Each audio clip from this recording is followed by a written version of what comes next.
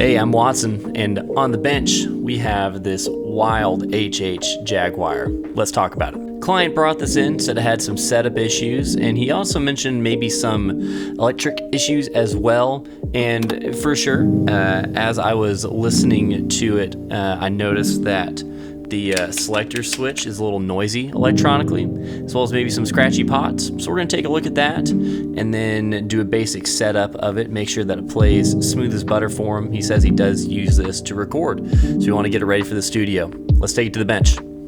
Alright, now that I've got it on the bench, I'm going to go ahead and take a look at some of those electrical problems that I was hearing. First and foremost, I'm going to be cleaning that switch as well as those pots. Now you can clean these without necessarily taking off the control plates, but since it's client work, I'm going to be extra thorough and double check everything and review some solder points while I'm in there. A big thing when you're taking off these plates is to make sure you keep your wires tidy and not to get anything twisted around so you don't want to break anything. And then we're going to go ahead and spray down those pots with some contact cleaner and make sure that we really work that in by twisting the knobs right after. It evaporates, but you want to make sure that you give those a few turns to make sure that those wipers are really cleared.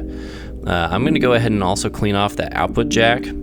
It didn't look too atrocious while I was in there, but I want to clean those contact points as well, so that way his 1/4-inch cables have a great contact with the jack. They can crackle over time, which is annoying, so we're going to get really deep in there and make sure that that's all perfect. Whenever we are done with one portion, we want to go ahead and bolt that part back down so that we don't lose anything. I'm prone to forgetting where I am, so I want to go ahead and make sure that I'm cleaning up as I go. Normally with these types of switches, they're pretty clean when they come from the factory, but these are aftermarket pickups, so I'm going to go ahead and clip off a little bit of excess wire that's hanging off because I don't want to accidentally cause a short later on, so I'm just going to go ahead and clean it up for the next guy that has to take a look at it. The switch was pretty sticky and loose at the same time, so I'm going to clean that with the same contact cleaner.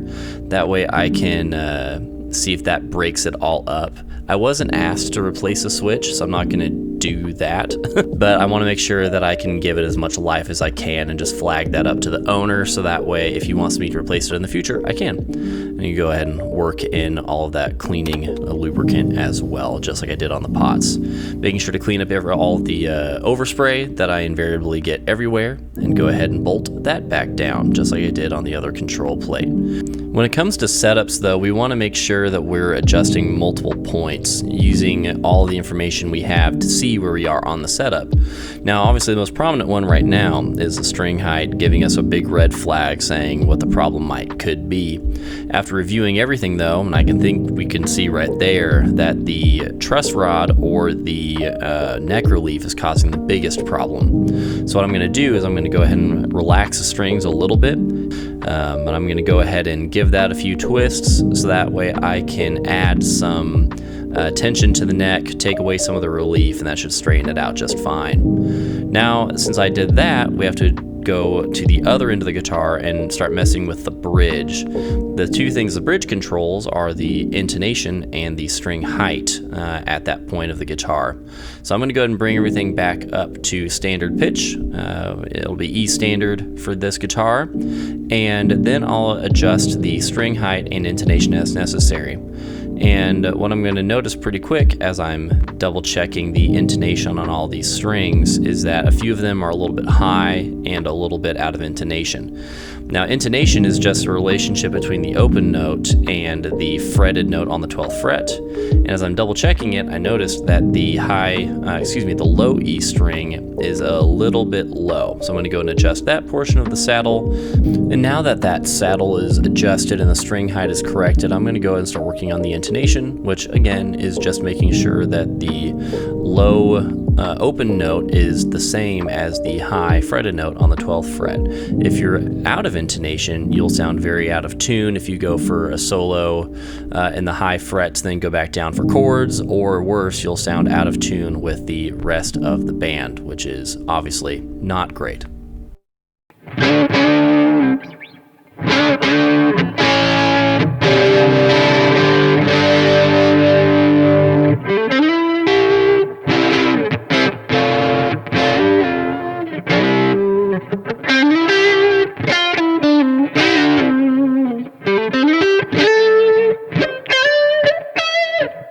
Switch to that middle position.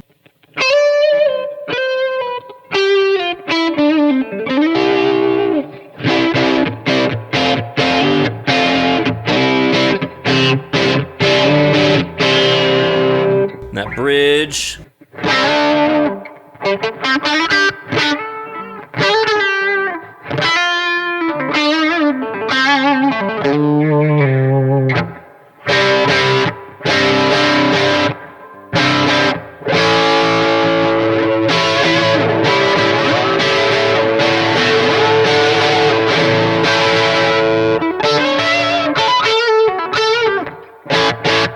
Alright, now for that I was using my Kemper with a PRS Dallas amp profile from Tone Junkies, and I was pushing that with the 23.5 Abacus, which is a very, very unique overdrive that I really enjoy. Alright, well that's it for this HH Jag. I'll catch you guys in the next one. Later.